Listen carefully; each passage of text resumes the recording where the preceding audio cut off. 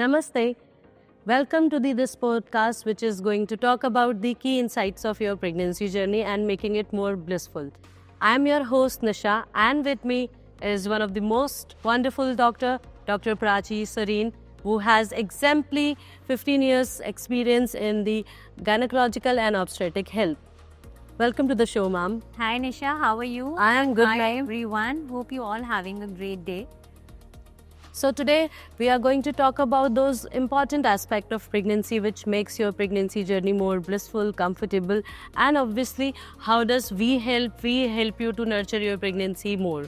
So one of the most important question, ma'am, I have seen that one of the most complicated phase people feel is their early pregnancy, and one of the most curious thing which they ask in their early pregnancy is what is the key important nutrients for their pregnancy and what should be few things they need to ensure in terms of their food.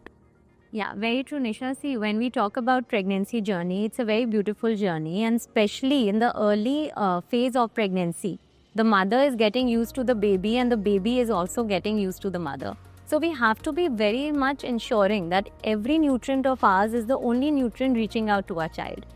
Folic acid, my friends, it's very, very important for the development of the brain and the spinal cord of your unborn baby. So very necessary that you need to have a good folic acid rich diet, which includes spinach, broccoli, fermented foods like dosa, idli, and you all need to inculcate this not only in the starting of the pregnancy, but even through the time when you were planning for the same. Apart from folic acid, Nisha, calcium and iron is again considered to be very, very important. And you need to have a good iron-rich diet like green leafy vegetables, pomegranates. You can inculcate certain nuts in your diet as well. And fortified foods again. And very important that iron is required for the development of the hemoglobin. So, when you have a baby inside, the requirements are increasing. You need it as well as your unborn baby needs it. So iron would be increased and calcium should also be increased. Calcium can be available in terms of milk and milk products and of course again certain fortified foods. Thank you, ma'am. I love the way you have given the examples also, because the most confusing part for the people is खा तो रहे हैं लेकिन कौन-कौन सी चीज़ें particularly खानी है वो कैसे हम know and very another important thing, बहुत बार पेशेंट्स मुझे बोलते हैं कि मैम हम आयरन कैल्शियम तो बहुत अच्छे से लेते हैं, but they forget that iron calcium should never be taken together because none of them would get absorbed. So you need to understand that iron and calcium timing should be absolutely different. Right, ma'am. Ma'am, I'm moving to my next question is, females, they keep on running on their toes, and what are the few things they need to ensure that they keep the complications at bay in the early pregnancy? So what is your suggestions on those parts? See, very important that whenever you come to know that you are pregnant, that is whenever you see those two magical lines on your urine pregnancy kit, please go and meet your doctor. It's very important to first and foremost know that even if you are pregnant, what kind of a pregnancy is it a normal intrauterine pregnancy, or it might be a complicated state like an ectopic pregnancy where the baby is in the tube. So very important, first and foremost, understand that whether we are having a normal intrauterine pregnancy or not, and if we are suffering from any other abnormal pregnancy, our doctor can take care of it. Now in the first 3 months, when we talk about the diet, I told you that yes, we can inculcate certain things in your diet. Second level comes your exercise part. So very important not to do a lot of strenuous exercises like, of course, lifting weights or any kind of a position which causes pressure on the lower abdomen. But yes, pranayams are something which are very important. Breathing exercises, they increase oxygenation to you as well as to your baby. So pranayams would be very good to be done, and maybe you can do an half an hour of walk in the morning and evening. I tell all my working mamas over here that, even at your workplace, be as active as possible. Apart from a healthy mom and a healthy baby, what is our final destination for the same? We all hope and we all want a natural, normal vaginal delivery, and this is all what everyone wants. And मैं जैसे हमेशा कहती हूँ कि आखिरी दिन पढ़ के कोई एग्जाम में टॉप नहीं करेगा निशा. Exactly. So the everything needs to start from day one. Be as active as possible. Try not to be on bed rest. Maybe 6 to 7 hours of sleep at night, and maybe 1 hour during the day is enough. And even at your workplace, don't keep sitting in the same position for long. In the corporates, you are usually in front of your laptop. Keep getting up in between, go for a water break, move around, keep moving your toes, your limbs, keep doing certain stretches of the neck, of the shoulder joints, of the elbows, of each and every joint of your body.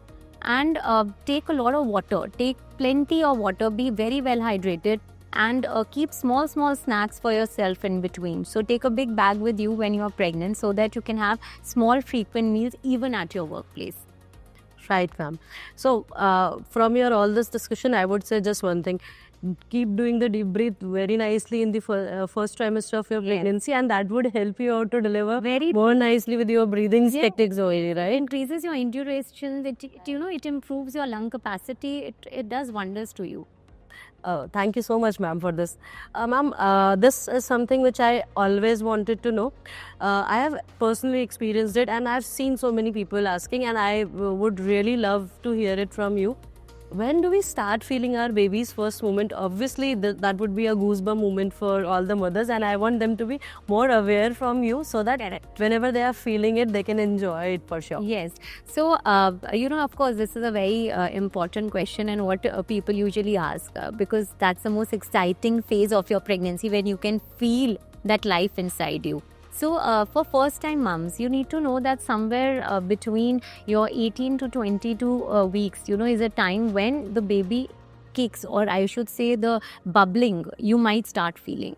For someone, who has been a mother before, you might feel the baby movements earlier because you know how it feels. So, sometimes during the 5th to 6th month, I should say, most of you would start feeling that bubbling. The kicks won't happen. That might take, maybe up till 7 to 8 months. But yes, the bubbling, the gassy kind of a feeling, the feeling that something is there inside which is not normal, that is only your baby movement.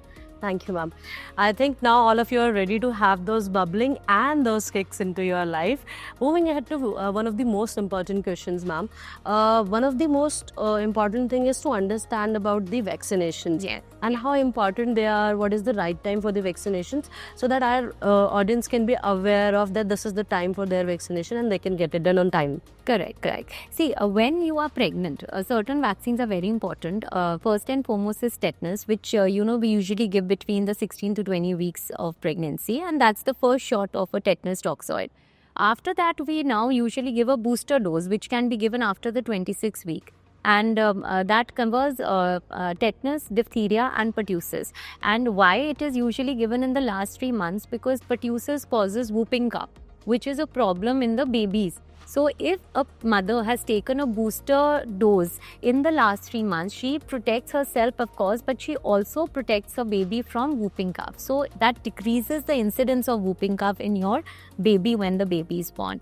And lastly, we can give a flu vaccine, which is again, it lasts for a year. So you can again give it after 26 weeks anytime. It protects the mother. Even if the mother has flu, the antibodies are formed and, the severity is less and even the baby is protected. So these are certain basic vaccines. Apart from that, COVID vaccine, I feel, has been taken by everyone now. If it wasn't, then earlier we were even given COVID vaccine in pregnancy. But yes, now most of us are completely vaccinated. It's not required. Thank you, ma'am. Ma'am, most of the females these days, they are working and they are away from the family members also. They are not with their mother or mother-in-law. What are your key insights on the scans and when they need to get it done and how they should be planning their scans and everything? Can you please give us some insights on that? Friends, it's very important to know, as I spoke earlier, that first and foremost, the scan should be done when your doctor sees, your blood test reports for your beta-HCG hormone and gets to know that, okay, this is the right time. We can at least get to know about the location of the child, because the location in itself is very, very important initially. So the first scan would be to locate where the baby is. The second scan would be somewhere after 2 weeks to that, where we want to look in that has the heart activity of the baby come or not. And thereafter, the third scan would be somewhere at your 11 to 13 weeks, where that is also called as the level 1 or the NT-NB scan, Nisha. And here, basically, we rule out any kind of Down syndrome or any kind of congenital abnormality in the baby initially. The next scan would be somewhere between the 18 to 22 weeks, which is also called the level 2 scan or the anomaly scan. So इसमें हमको पता लगता है कि बच्चे के अंदर के organs, बाहर के organs कैसे develop हो रहे हैं. And if you ask me, out of these 9 months, this is the most important scan, because if there is any kind of a congenital problem, a structural problem, we can detect it during this time. So it always has to be done at around 18 to 22 weeks. And friends, it's very important that these pregnancy scans are very much time bound. So if your doctor has told you for a particular date for the same, don't delay it further, because then you might not be able to get it done. If you go for a level 2 scan at 24 weeks, it won't be possible. So please stick to your dates, please stick to that time. After 18 to 22 weeks anomaly scan, depending on the patient, we sometimes also advise a fetal echo where we assess the heart of the baby. Somewhere between 22 to 24 weeks, your doctor would advise you if you require that. And post 28 weeks, after every 4 weeks, we do a growth scan to see that whether the baby has grown or not. Because one scan doesn't tell us about the growth. The subsequent scan tell us that how the baby is growing, are the parameters intact, how is the position of the baby, how is the position of your placenta doing, how are the fluid levels around the baby, is the baby active or not. So all these things have to be seen in this last trimester scans. And of course, this is a time when we also get to know that, we are making a birthing plan for our mothers. So these scans are very much important for the same, right? Thank you, ma'am. This was really insightful. So, as ma'am said, that this is very time bound also. So please always plan your scan as per your OBS advice. So moving ahead to one of the most critical thing which ma'am I always hear from the people, and we do have the lifestyle disorders a lot in our life now. Post COVID, it is more increased. What are few medical conditions that a pregnant mother should be aware of? Yes. So very important to know that in Asian population, diabetes is something which is very, very common. And somewhere, we all have a sweet tooth. So we need to take care of that. Very important during your pregnancy time, don't take excess of sugar, artificial sweeteners, artificial drinks, aerated drinks. Excess of sugar should be avoided. Try taking substitutes like maybe a little bit of dates or jaggery will be better, but again in moderation. And get yourself screened for diabetes very regularly. Be very regular with your blood sugar levels. And also during 24 weeks, your doctor would be advising you a glucose tolerance test where we check in that are you suffering from gestational diabetes or not. And if you are, then yes, initially your dietary measures are taken care of. And thereafter, we sometimes also advise the diabetic drugs if it is required. And apart from diabetes, hypertension again is very, very common in our, genetics. So you have to be very much assured that excess of salt should be avoided in the diet, and excess of pickles should be avoided. Be very much regular with your blood pressure values. When you go and see your doctor, please get your blood pressure checked and keep a watch on it even at home. And if something is beginning to rise, we need to take a call initially, because somewhere or the other, if you are having blood pressure issues, it also affects the blood flows to your unborn baby. And I always tell my moms that it's not that what we eat goes to the child. What we eat gets absorbed in the blood, and that blood is actually going in your baby. So if the blood flow is getting impacted, of course the growth of the baby eventually will also get impacted. So diabetes as well as hypertension really needs to be taken care of. And thyroid levels again have to be checked during our pregnancy time, because if you are having thyroid level, my friends, is very different for someone who's not pregnant, and for someone who's pregnant the value is different. So you need to be starting on medicines accordingly and taken care of every month. The thyroid also needs to be repeated to see that whether it is in control or not. So these are certain basic medical conditions which a patient might get during pregnancy. Correct, ma'am. So the key of this complete discussion is that you need to keep yourself screened whenever your doctor has advised you, and also moderation is the key for your complete dietary routine. So just ensure that. Now, talking about, this was one of the wonderful discussion which we had on the good 3 trimester of pregnancy. Now talking about the another blissful journey, which is 4 trimester breastfeeding. Ma'am, what is your key takeaways from breastfeeding journey, and what would you like to tell us about that, and what are one of the most important thing which you would help mothers to understand and do in the antenatal phase so that they go ahead with their 4th trimester on a very nice note? See, breastfeeding journey is something very beautiful. It is something which you all should cherish. It is the most wonderful bond a mother can have with her baby. So, breastfeeding, my friends, should be started as soon as possible. And the golden hour breastfeeding, which is the first 60 minutes of the pregnancy of your delivery, are very important. So as soon as the baby is born, we usually encourage skin to skin contact, and the first feed of the baby is given. So this is the time, when the suckling also has started. The mother is new. She needs to see that whether my nipples are properly formed or not. And she needs to experience this and of course work on it as well.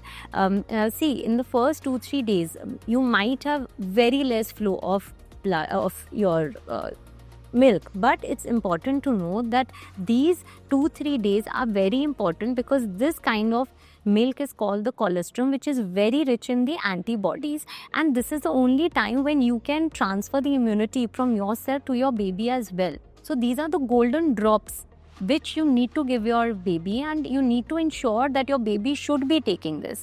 Apart from that, Nisha, I always encourage every mother that they should be following a rooming in. Rooming in means that they should be available for the baby all the time. Whenever the baby is crying, whenever the baby is hungry, you should be available there.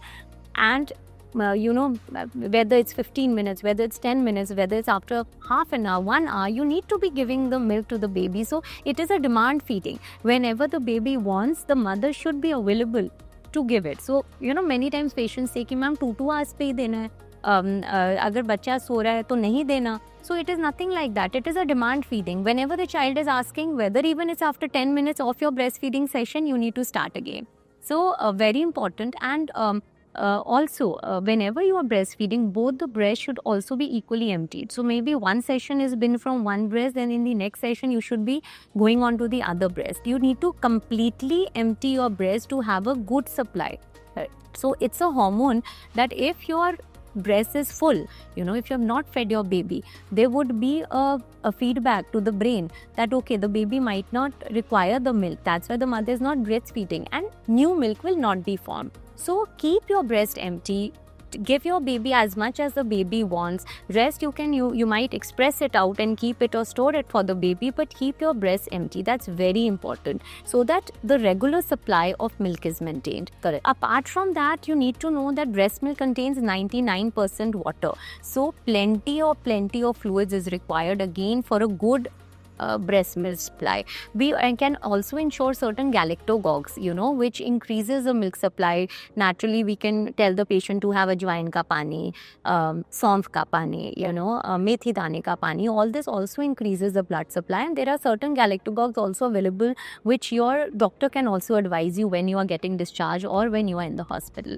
And during the pregnancy phase, you need to know that the breasts are also getting developed. So like the whole body is changing during this pregnancy phase, even the breasts are developing. So many times patients complain कि ma'am breast बहुत heavy लग रही है in the first trimester only. हमें लग रहा है कि breast से थोड़ा discharge आ रहा है. So you will be surprised to know that the milk expressions might start as early as 12 to 13 weeks also. So it's very normal, because when you are going in the pregnancy, the breasts are also getting developed for the breastfeeding journey. So that's very, very important. And exclusive breastfeeding of at least 6 months should be given to all the kids. Right. And when I talk about exclusive, it means purely exclusive. Yes, no water, nothing at all needs to be given to the child. Correct. And of course, this has a lot of advantages for the baby, of course, for the growth of the baby, of the overall IQ development of the baby, the overall growth of the child mentally, physically, emotionally. Breastfeeding is the key. And even for the mother, if you all want to go back in shape, as you were in your pre-pregnancy phase, be very much focused on exclusive feeding, and maybe after 6 months you'll be again back to what you had started with. So it's very important for the mother as well. Your uterus goes back to the normal shape. Right. Your body organs recoup very well, and you stay more active. So I feel, what's the best part of it, and you will be also surprised, Nisha, that it also protects us from various cancers. Exactly. Like uterine cancers, breast cancers can also be prevented if you have been on a regular, breastfeeding. Yes. Thank you so much, ma'am. So these insights are going to be helpful for you for your breastfeeding journey. So the best thing which you can offer to your baby is breast milk gold. So just be ready for that, and obviously this was going to be a more blissful journey for you once you deliver. So thank you, ma'am, for this wonderful session. I guess this is going to be more insightful, more informative for all of them. So stay tuned for such more sessions and webinars. Thank you. Thank you.